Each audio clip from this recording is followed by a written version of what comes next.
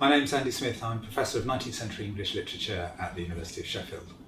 Generally the books I've written or edited tend to be collections which are about literature from the 19th century and tend to be on literature which is about Gothic literature. So my area of particular research expertise is in Gothic writing, actually broadly from the end of the 18th century to the beginning of the 20th century. The book is in many ways meant to be a flagship volume for a series called Interventions, Rethinking the 19th Century that Anna and I edit for Manchester University Press.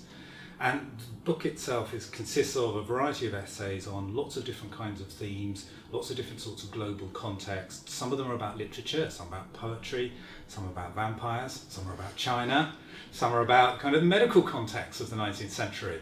So it's broadly sort of giving an overview of different ways in which we might think about the 19th century, because that in many ways is what the aspirations of the series itself are. We've broken the book down into a number of sections which consider various things, such for example like the afterlives of Victorian texts, which include looking at the life of Joseph Merrick, the Elephant Man. We also look at some kind of non-literary narratives as well, about rethinking a connection to material culture. So for example, we have a piece which is about gruesome models, European displays of natural history and anatomy in the 19th century.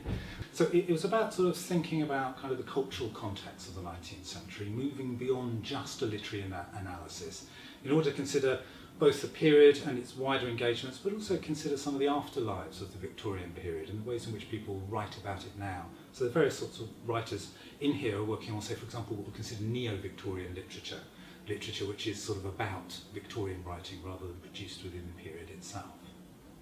I suppose for me the writer that I do keep coming back to some extent within all of that is M.R. James, the ghost story writer. Partly because James at one level seems to be very sort of frustrating to read. He feels very urbane, very charming, and in some ways keeps horror at a distance. And yet at the same time there is something very powerful and convincing about his models of the monster and his models of anxiety. And I think that he articulates that in a particularly unusual way during the period. So I'd say he's a writer who I do keep coming back to.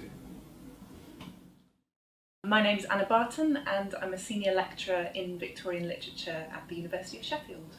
Putting together this book was sort of the result of a series of kind of conversations and exchanges over a good number of months.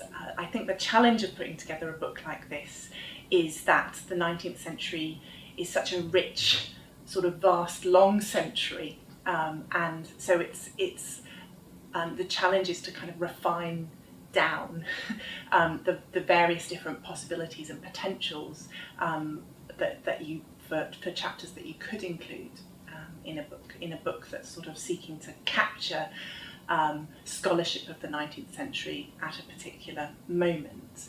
I think what our book tries to do is to think about the Victorians, or shed light on the Victorians in a way that keeps them in touch with us, that demonstrates that actually in many ways we are still Victorians, or we're certainly post-Victorian. You know, that Sheffield, for example, is a very Victorian city, and you know that an understanding of that period can really feed into and shape an understanding of contemporary culture in lots of different ways.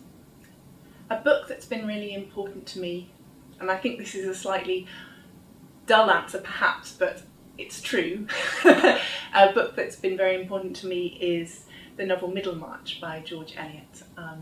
Although I focus in my research on Victorian poetry, I'm actually in private a sort of secret novel reader.